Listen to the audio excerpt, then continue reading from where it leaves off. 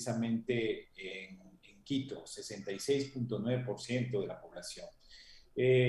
Recordemos que el presidente Lasso no ganó en muchas provincias en el país. De hecho, Pichincha fue aquella en donde tuvo una especial buena votación, y sin embargo en este momento es la que expresa mayor inconformidad. Ese 66.9 nos dice que la población de esa provincia, de Quito en particular, no está contenta con el desempeño del gobierno. Claro, y dista mucho del discurso que mantiene precisamente el gobierno. Se distancia. Este estudio permite, o más bien se suma a otros estudios que se han realizado con respecto a que el gobierno tiene una percepción de lo que está haciendo y la ciudadanía tiene otra completamente distinta. Así parece ser, y yo creo que nosotros esperábamos como ciudadanos nuevos señalamientos o el señalamiento de nuevos horizontes, de nuevos rumbos a tomar durante el siguiente año, y yo creo que eso no quedó claro desde el discurso del presidente. El sentir ciudadano es de malestar, efectivamente. Esperábamos los ecuatorianos que aquello se pueda corregir tras el discurso, o sea, que se señalen más allá de buenas intenciones, Ujú. plazos, niveles de inversión, presupuestos específicos respecto de determinados problemas que son los que ocupan ahorita la preocupación de la gente. Por ejemplo, el asunto de la delincuencia, la atención en los servicios sanitarios, el tema del ingreso libre a la universidad, son elementos súper importantes para la ciudadanía que en este momento les están incomodando, les están preocupando, y precisamente allí es donde no vimos, salvo salud, algunos señalamientos puntuales de parte del presidente Lazo. Claro, y la credibilidad también cae en este primer año, en medio de estos discursos, estas promesas incumplidas, muchas de ellas, y la única que ha rescatado el mandatario ha sido el tema de la vacunación, pero la credibilidad también cae, y no solo cae en la presidencia, en Guillermo Lasso, también cae en otras instituciones, y es interesante ver cómo, por ejemplo, en los jueces tampoco creen y en los asambleístas tampoco creen. Sí, nosotros habíamos propuesto una de las preguntas que involucraba instituciones y personas, ¿no? Uh -huh. Y allí vimos que, haciendo un comparativo con estudios anteriores, la institucionalidad baja mucho en credibilidad. Es decir, instituciones como las Fuerzas Armadas, que antes tenían niveles de evaluación positiva o de credibilidad superiores al 40, al 50%, en este caso es la primera organización del Estado que tiene credibilidad, pero apenas con un 13.9%.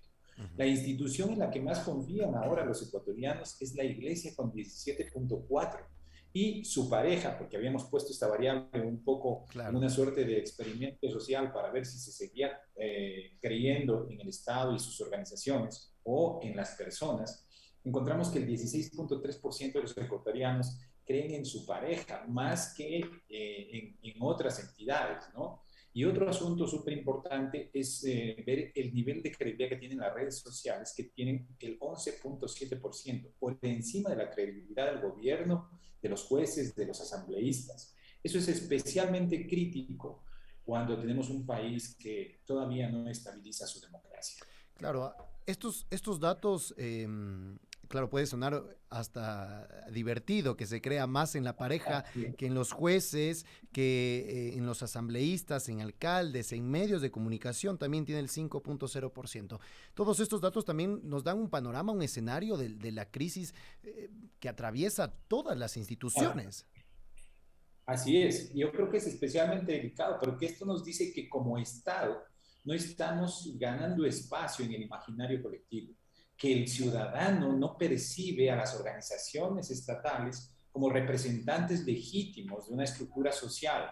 Entonces, eso para el análisis da mucha tela que cortar. Ya creo que muchos sociólogos, muchos expertos en política podrán decir a partir de esto que estamos en una real crisis institucional y como sistema democrático. Claro, y justo lo que comentábamos, se da en el discurso precisamente el realce al tema de la vacunación, pero hay otras acciones que se debieron haber hecho y hay, por ejemplo, incrementar la producción petrolera, independencia de las otras funciones, son algunas de las acciones que debió haber hecho el presidente Guillermo Lasso, pero no tienen el porcentaje o el interés adecuado. Bueno, nosotros le habíamos preguntado a los ciudadanos qué es aquello positivo, lo bueno que ha hecho el presidente y que de acuerdo a Ujú, ellos tiene mayor relevancia. ujú, Y en eso sí hay que destacar el tema del respeto a la libertad de expresión. El 28.9% por ciento de los ciudadanos dice que esa es, después de la vacunación, evidentemente, el tema más relevante desarrollado por el gobierno. El ujú, otro es la estabilidad y orden económico. Estamos hablando siempre desde la perspectiva del ciudadano. ujú. En esos dos temas se enfoca, digamos que, la evaluación positiva de este gobierno. El otro, como usted señalaba, es precisamente el incremento de la producción petrolera y la independencia de las otras funciones del Estado, el respetar la independencia de las otras funciones del Estado. Claro, esto como lo más rescatable, pero Claro. evidentemente también hay tareas que se deben cumplir, dentro de ellas las que eran ofrecimientos del presidente durante la campaña. Y entonces, cuando tenemos que un 30.3% de los ciudadanos están defraudados por el desempeño, es su sentimiento en este momento, lo que principalmente le exigen, y eso le preguntamos a la ciudadanía, es precisamente las plazas de trabajo pendientes, esos 500.000 empleos que ofreció por año, y el otro asunto es precisamente el asunto de la delincuencia y el ingreso a las universidades. Eso es como que la ruta que le pide seguir el ciudadano a su presidente. Claro, y acá también es interesante ver lo que comentaba, la estabilidad y orden en economía tiene el 28,2% como una de las acciones más relevantes, pero hay otra pregunta en el que señala que qué afecta más a la economía de su familia y precisamente hay que haya subido el litro de aceite en el 36,6%. Es decir, el ordenamiento de las finanzas macro aquí en el país, la percepción es que están bien, pero la micro, lo que sucede ya en las familias, no está muy bien que digamos. Efectivamente, cuando el gobierno habla de una cierta estabilidad económica, del crecimiento de nuestra reserva monetaria, eso está muy bien porque es uno de los deberes que tiene que cumplir un mandatario y su gobierno, ¿no?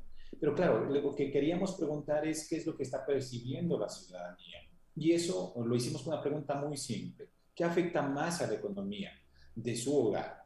¿El que haya subido la gasolina, los conflictos y los pactos políticos o que haya subido un litro de aceite? Uh -huh. Y entre la subida de la gasolina y la subida del litro de aceite hay prácticamente un empate técnico, es decir, los dos son los factores que más cree el ciudadano que le están afectando directamente. Yo sé que van a haber analistas que digan que a lo mejor estos parámetros no son comparables, pero lo que Claro. estamos poniendo en tela de consulta es el ciudadano qué es lo que percibe más allá de nuestra percepción técnica, qué es lo que ellos como ciudadanos creen que le está afectando directamente en el día a día en su economía. Y allí estos pequeños detalles, entre comillas, que no son directamente responsabilidad, digamos, del jefe de Estado y que sin embargo el ciudadano percibe, están también aportando a esa evaluación negativa que tiene el gobierno. Claro, y agudiza precisamente toda esta crisis que atraviesa ahora el país. Una de las preguntas que me parece a mí siempre interesantes y divertidas es a quién se le confiaría las llaves de la casa y está, digamos, varios políticos aquí en lista, pero gana que a ninguno, el 62,8% de la población no le daría las llaves de su casa a ningún político en este momento. Eso es especialmente crítico, sobre todo para quienes están a puertas de un proceso eleccionario o Claro. seccional, ¿no? Uh -huh. Habíamos preguntado esto para ver a quién identifican ellos como un líder confiable. Y evidentemente es especialmente crítico que el 62.8% no confiaría en las llaves de casa a nadie, Uh a -huh. ninguno de los líderes. Lo que sí hay que decir es que teniendo bajos porcentajes de confianza, están primero Guillermo Lazo con 7.7%, lo cual envía un mensaje de que la gente no desconfía de su honestidad, lo que puede criticar es su inoperancia. Uh En -huh. segundo lugar está Yacu Pérez con 7.4, el expresidente Rafael Correa con 7.2 y más abajo, un poco más distantes, otros son el Holzner, Jaime Nebot, Javier Herbas, que llegan a un promedio de 4%, ¿no? Claro. En otro tema, pasando precisamente al resto de autoridades del gobierno, está eh, la figura de Alfredo Borrero, del vicepresidente. Y es interesante que la ciudadanía, el 76,3%, no conoce cuáles son esas funciones. Hasta ahora le vemos en algunos eventos, se le encargó el tema de la salud, pero aún no vemos a un vicepresidente asumir funciones, asumir responsabilidades, específicamente en lo de la salud, que ha sido en lo que más se ha, digamos, destacado, movido en este primer año. Bueno, y qué fue lo que oficialmente se le encargó, ¿no? Sobre todo el proyecto de vacunación, pero a mí me llamó especialmente la atención y creo que a todos, que el momento en que se cerraba el proyecto de vacunación, se daban las cifras finales, no estuvo presente el vicepresidente y Claro. eso entrega un mensaje dicotómico, ¿no? No se sabe cuál es la función y el ciudadano no percibe cuál es la función clara del presidente, el vicepresidente, perdón, de la República. Eso hace pensar que hace falta, como siempre ha sido una de las deficiencias, la comunicación efectiva, tanto del gobierno en general como de la vicepresidencia en particular. Los ecuatorianos queremos saber cuáles son las funciones que el vicepresidente está cumpliendo. Estoy seguro de que las tiene, estoy seguro de que está haciendo un rol importante, pero no sabemos los ecuatorianos en general cuál es más allá de lo que se le encargó inicialmente. Claro, y estas ausencias no solo están en la vicepresidencia, esta percepción de ausencia de las autoridades, de sus funciones, está en muchos de los ministerios también y de las funciones, función judicial, función legislativa, también la de participación ciudadana. Efectivamente, y como usted sabe, lo que no se comunica no se conoce, por lo tanto podría incluso no existir. Si es que hay gestión, si es que hay obras, si es que hay contacto con la ciudadanía, eso no se está comunicando correctamente y el ciudadano no sabe, no se entera de cuáles son esas tareas encargadas y qué es lo que se está haciendo o no. Yo creo que también esa es una de las cuestiones a corregir durante este año y que entregan esos niveles negativos de evaluación del gobierno. Claro, otra pregunta es sobre si en caso de que se dé la muerte cruzada, que ya el presidente Guillermo Lasso ha desistido sobre esta idea, pero lo interesante es que si votaría nuevamente por el mandatario hace apenas un año que ya lo hizo, y el 51,9% dice que no lo haría de nuevo, no votaría nuevamente por Guillermo Lasso. Así es, eso es especialmente delicado en un gobierno que apenas tiene un año. Sin embargo, yo no creo que el presidente vaya por el asunto de la muerte cruzada. Ya lo ha dicho sin embargo que lo va a mantener en el escritorio ahí listo como una herramienta que le permite la Constitución, pero evidentemente a la luz de los números no tendría un resultado positivo. Por eso creo yo que se va a optar más bien por el tema de la convocatoria a una consulta popular. La ha anunciado, esperaba yo que hayan un poco más de claridad en cuanto a los temas que se van a proponer, eso Uh -huh, tampoco sucedió, uh -huh. pero sí parece que ese va a ser el rumbo del gobierno en los siguientes meses, ¿no? Sí, sí, definitivamente nos dejó a muchos debiendo el discurso del 24 de mayo para conocer finalmente cuál va a ser el rumbo que va a tomar el Ecuador. Pasando ya para terminar la entrevista, hay también un sondeo, estamos cerca ya de las elecciones seccionales y tenemos, digamos, la percepción sobre la reelección de algunas autoridades. Una ya no está en funciones, que es Jorge Yunda, el ex alcalde de Quito, pero un gran porcentaje dice que no volvería a votar por él. El alcalde de Cuenca también tiene su porcentaje y la alcaldesa Cintia Viteri, que ya anunció su candidatura, también tiene sus porcentajes. ¿Cómo están estas percepciones con respecto a las alcaldías, a los Bueno, municipios? aquí hay que decir que las muestras son bastante interesantes en Quito y Guayaquil por su magnitud. En Cuenca y Puerto Viejo las muestras son un poco más pequeñas porque la representatividad era nacional. Uh -huh. Sin embargo, con esas salvedades, en Guayaquil el 54,5% nos dijo que no reelegiría a Cintia Viteri, que no votó el 14%, que no votó en las elecciones anteriores, porque la pregunta fue si volvería a elegir a Cintia Uh -huh. Viteri como alcaldesa y un 24,4% que sí. Esto, sin embargo, es relativo porque habrá que ver cuántos candidatos entran en esa disputa, ¿no? Y a lo mejor con un determinado porcentaje de partida se hace más fácil o más difícil alcanzar esa dignidad. Pero el 24,4% digamos que es una base interesante para empezar un proceso eleccional. En el caso del alcalde Palacios de Cuenca, el 27,1% nos dijo que sí volvería a a votar por el alcalde y el 20.6% que no. Claro, hubo un gran porcentaje y ahí está a lo que me refería antes, el 47.7% no votó por Palacio en la elección anterior, tenía otras opciones. Habría que ver si con ese 27.1% le es suficiente para ser reelecto. Claro. Y finalmente, en el caso de Agustín Casanova de Puerto Viejo, tiene un 58 puntos, y es el que más alto tiene, 58.5% de intención positiva, es decir, que la gente sí volvería a elegirlo y solo un 16.3% que no. El 15.6% restante dijo que no votó por Casanova y entonces eso lo coloca al alcalde de Puerto Viejo, digamos que en una mejor posición de partida antes de las elecciones. Claro. En el caso de Quito, lo único que preguntamos es si votaría por Jorge Yunda para alcalde, porque ya sabemos que él no está en el ejercicio de sus funciones. Así es. Y el 88.3% nos dijo que no. Bueno, con esas percepciones estamos ya de cara a las elecciones seccionales de 2023 y terminamos con buenas noticias, digamos, hay esperanza, por lo menos los ecuatorianos tenemos esperanza de que la selección ecuatoriana, la TRI, va a pasar por lo menos la primera ronda del Mundial de Qatar. Con el 62.8% todavía tenemos esperanza, hay fe en Te eso. agradezco, Patricio, por comentar esa pregunta, porque casi nunca alcanzamos en ningún medio a revisar esto, que es la pregunta final, y que nos da un poco, por lo menos, algo de esperanza, en algo positivo, de poder fijarnos en algo en que los ecuatorianos, de todas maneras, siempre estamos pendientes, ¿no? Que es el desempeño de nuestra selección. Galeano decía que todo en Latinoamérica pasa por el fútbol, y esto nos da una idea del positivismo que tienen los ciudadanos respecto del desempeño que tendrá la selección en el campeonato. Así es, finalmente el deporte nos da alegrías, como pasa con Richie, con otros deportistas, también pasa con la TRI. Muchísimas gracias, Carlos Granda, director general de Estrategia Consultores. Nosotros nos vamos a una breve pausa y regresamos con más de Punto Noticias en su segunda emisión. Muy amable. Gracias, buenas tardes. Punto Noticias. Estamos en las noticias que hacen historia. Última hora. Última hora.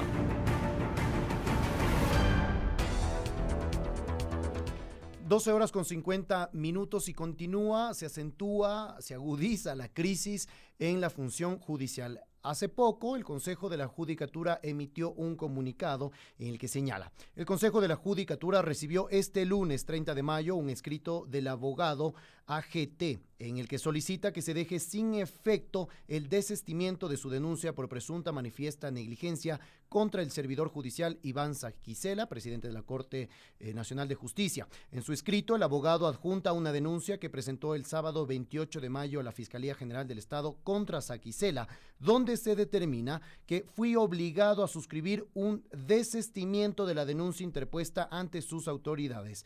El Consejo de la Judicatura atenderá el oficio del denunciante para dejar sin efecto el desistimiento presentado el viernes 27 de mayo, que debía cumplir con el requisito de reconocimiento de firma y rúbrica en el término de 2 días laborales. El denunciante, Alex Guamán, había sido quien presentó esta denuncia en contra de Iván Saquicela por supuesto incumplimiento en sus funciones por la demora precisamente del proceso de extradición de Rafael Correa. Se recibió una carta de desistimiento asegurando de que el proceso se da con normalidad y que ya no es necesaria la suspensión que se impuso a Saquicela de 90 días como presidente de la Corte Constitucional. Luego se puso que Guamán presentó esta denuncia en Fiscalía de que habría recibido estas presiones. Nosotros les mantendremos informados en qué termina este capítulo de la crisis en la función judicial. Continuamos con más información en Punto Noticias, segunda emisión, 12 horas con 51 minutos.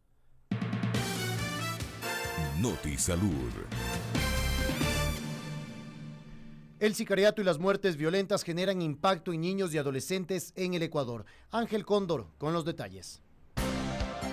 Cocinaba mientras el niño jugaba frente a la ventana de la casa. De repente sonaron los disparos. Corrí a sacar a mi hijo de la ventana, pero ya era tarde. había visto cómo un hombre se desangraba en el piso, mientras una mujer gritaba con desesperación que llamaran a una ambulancia. Los moradores de Guayaquil así señalan que no es la primera vez que los sicariatos acontecen frente a la mirada de los niños. Para Jorge Luis Escobar, psicólogo clínico y coordinador de la Unidad de Salud Emocional del municipio de Guayaquil, los niños que atestiguan estos hechos corren el riesgo de sufrir autoestima baja, débil o nula, y a perder el sentido, valor y respeto por la vida. La sociedad está criando a los hijos de la nada, y esto puede desencadenar en un problema mayor a futuro, como el consumo de drogas y aún más altos niveles de delincuencia, explica el especialista.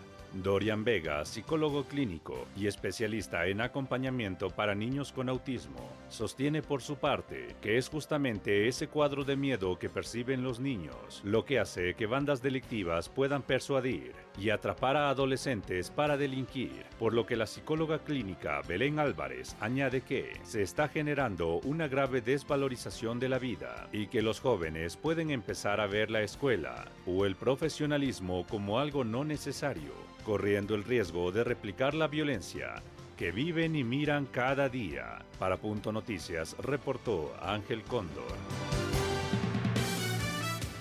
Notisalud.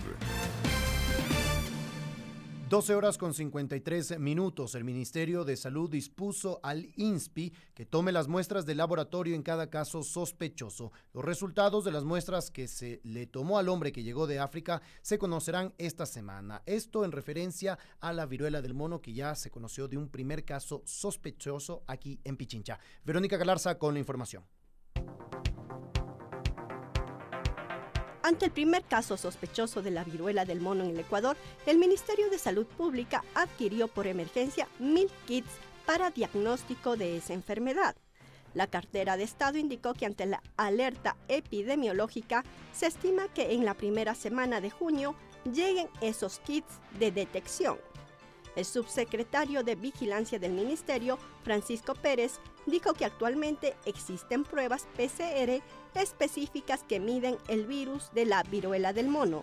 El encargado de recoger las muestras del laboratorio en cada caso sospechoso de la viruela del mono será el Instituto Nacional de Investigación en Salud Pública, INSPI. Esto debido a que el proceso de toma de muestras es complicado y requiere un protocolo específico. El INSPI tomó las muestras del paciente que llegó de África para confirmar o descartar la viruela del mono. Los resultados estarán listos en esta semana. Para Punto Noticias, informó Verónica Galarza. Comunidad. 12 horas con 55 minutos. Los peatones en Quito, vulnerables ante la falta de veredas seguras. Ángel Cóndor con los detalles.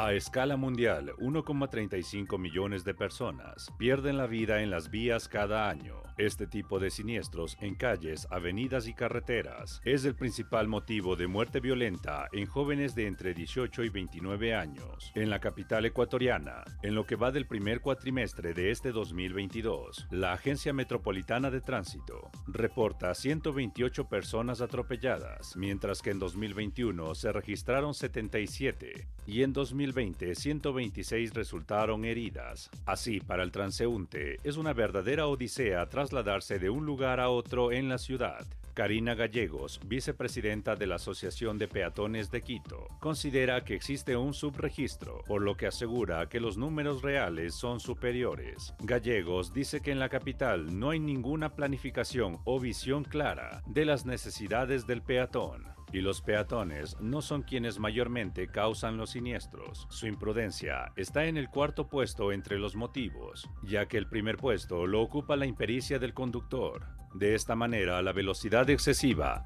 ocasiona el 85% de las muertes de peatones y ciclistas en la ciudad. Gallegos sostiene además que al exceso de velocidad se suma la falta de mantenimiento de las veredas y que ahonda aún más los problemas de movilidad de los peatones. Para Punto Noticias, informó Ángel Cóndor. La noticia de Pichincha.